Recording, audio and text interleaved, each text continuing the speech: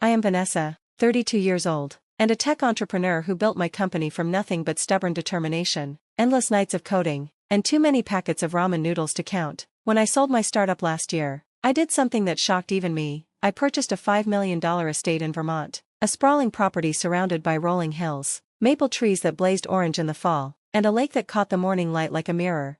None of my family knows about it.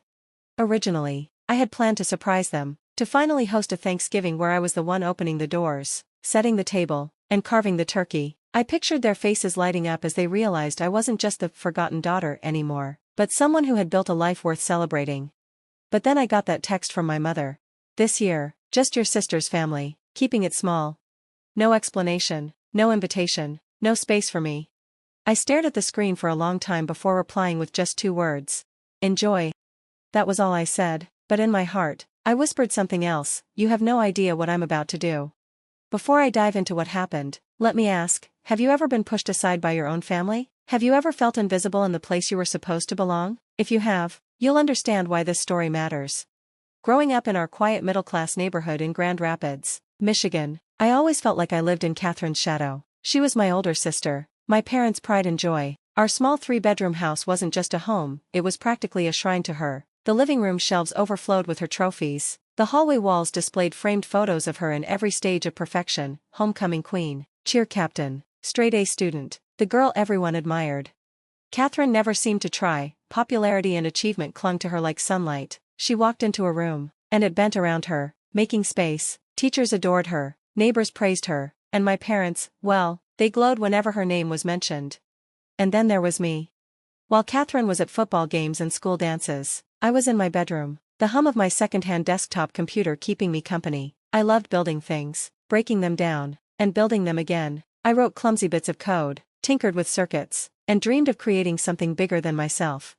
But my parents never quite understood. When I tried to explain what I was working on, some little game, a chatbot, an app that barely functioned, my father would smile in that distracted way before turning the conversation back to Catherine.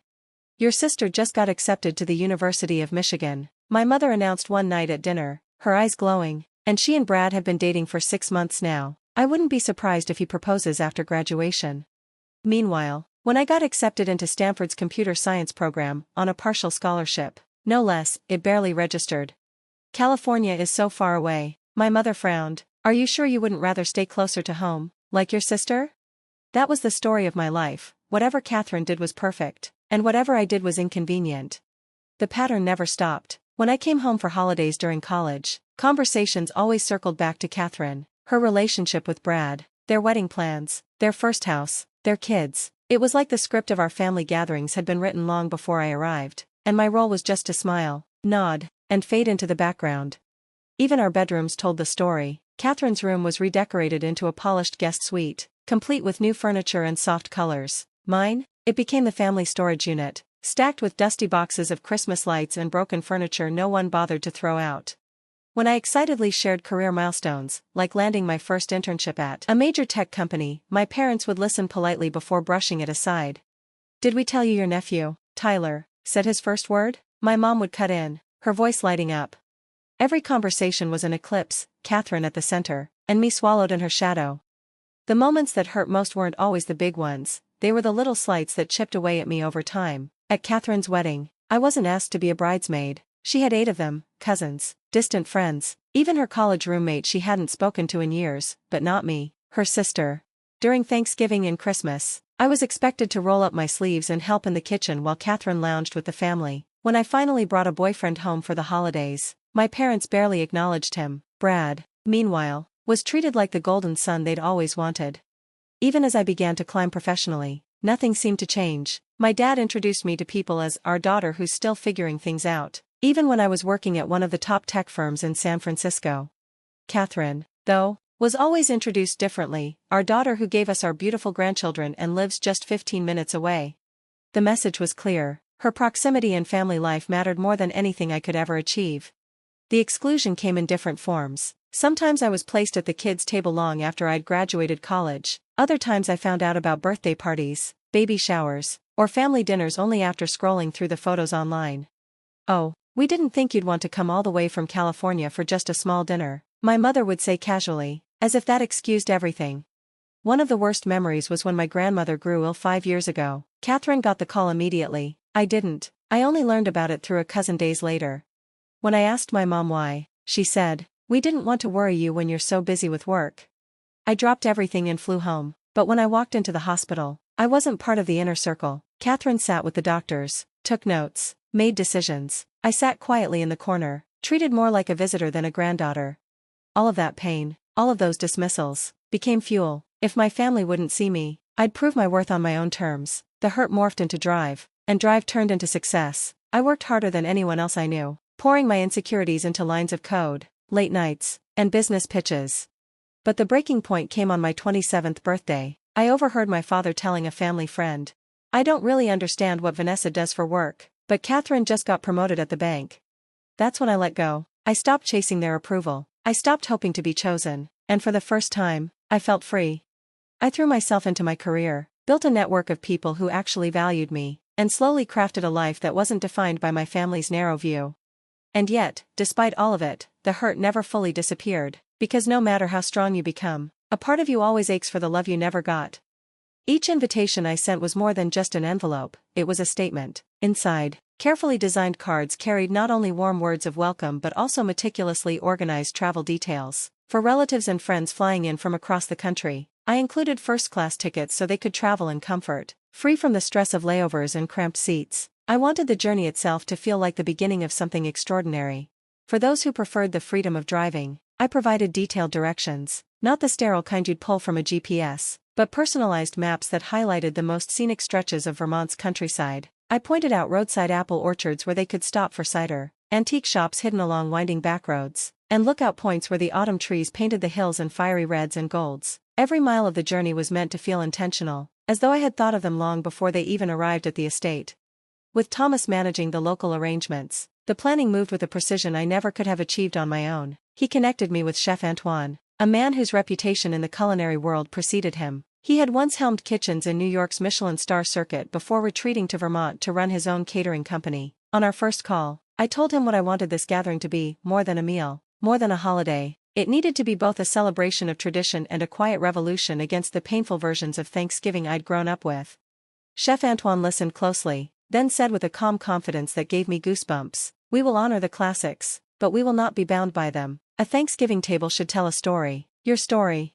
He spoke of roasted turkey brushed with herbs from his own garden, truffle-infused gravy, and cranberry sauce simmered with spices that hinted of warmth and travel. Then he added, "And perhaps some unexpected dishes, a way of showing the new family you've chosen for yourself. But tell me, is there one thing from your childhood meals that must stay untouched?"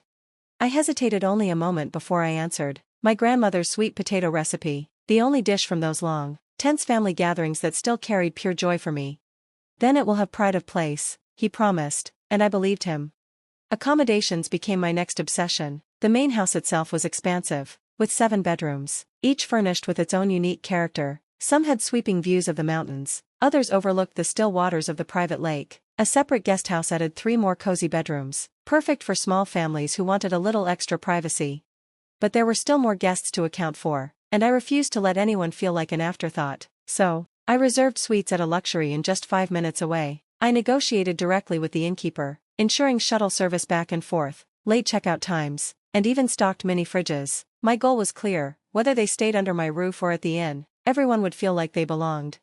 I hired a local interior designer to help me with the finishing touches. Each room became a reflection of the person staying in it. For Zoe, my closest friend from college, I placed framed photos of our wildest nights out and her favorite lavender-scented candles on the dresser. For my cousins with children, I created baskets filled with soft blankets, colorful storybooks, and hand-carved toys I'd found at a local artisan market. For my whiskey-loving uncles, I selected small bottles of Vermont-made bourbon, tucked neatly on their nightstands. No room was generic. Every guest would walk in and know, "I thought of you specifically." The common areas of the house had to breathe warmth and welcome. I refused to replicate the stiff, overdone decorations of my childhood Thanksgivings, the cheap pilgrim figurines, the plastic cornucopias my mother loved. Instead, I leaned into Vermont itself. The great room was filled with pumpkins, gourds, and pine cones collected from the property. A local florist delivered massive arrangements of orange dahlias, crimson mums, and golden sunflowers that spread across the dining table like an autumn river. The scent of pine and cinnamon lingered in the air, faint but comforting. Every detail mattered. I spent hours on the phone with Thomas discussing not just the practical logistics but also the emotional flow of the day. Where will people naturally gather first? How do we keep children entertained without making adults feel overwhelmed? Should the music shift as the evening unfolds? Together, we mapped it all. Yard games set up in the meadow for the kids, guided hikes along the estate trails for anyone craving fresh air, and a dedicated craft table where little hands could keep busy while parents relaxed. The media room is prepared for the inevitable turkey coma. Thomas chuckled one evening, his voice smooth with reassurance. I've stocked it with blankets and a lineup of classic films, and during cocktail hour, a local guitarist will play soft acoustic music by the fireplace. I closed my eyes and pictured it, the laughter, the clinking of glasses, the sound of guitar strings carrying through the room. For once, Thanksgiving would feel like a holiday worth remembering. Then came the gifts. For me, this wasn't optional. Gifts were symbols, tokens of gratitude, proof that their presence mattered. I wanted every guest to leave not just with a memory but with something tangible, something that would outlast the weekend. For my cousins, I found leather-bound journals, each embossed with their initials, the kind of gift that felt personal and timeless. For the children, I commissioned handmade stuffed animals from a Vermont artisan, each one unique and charming. For my dearest friends and former colleagues, I chose books that reflected a piece of our shared journey, volumes of poetry, rare first editions, even memoirs signed by authors we once admired together. I wrapped every gift myself, using thick, textured paper and satin ribbons in shades of rust and gold. Each package carried a handwritten note, not generic but specific, reminders of why I was grateful for them. As the RSVPs poured in, one after another confirming attendance, my excitement shifted into something deeper. This wasn't just a holiday dinner anymore, it was a reclamation, a rewriting of what Thanksgiving meant to me. For years, the holiday had been a reminder of my exclusion, my invisibility, my family's casual cruelty. But here, in Vermont, surrounded by people who chose me just as much as I chose them, Thanksgiving would become something else entirely. Not a performance for approval, not a stage where I was cast aside.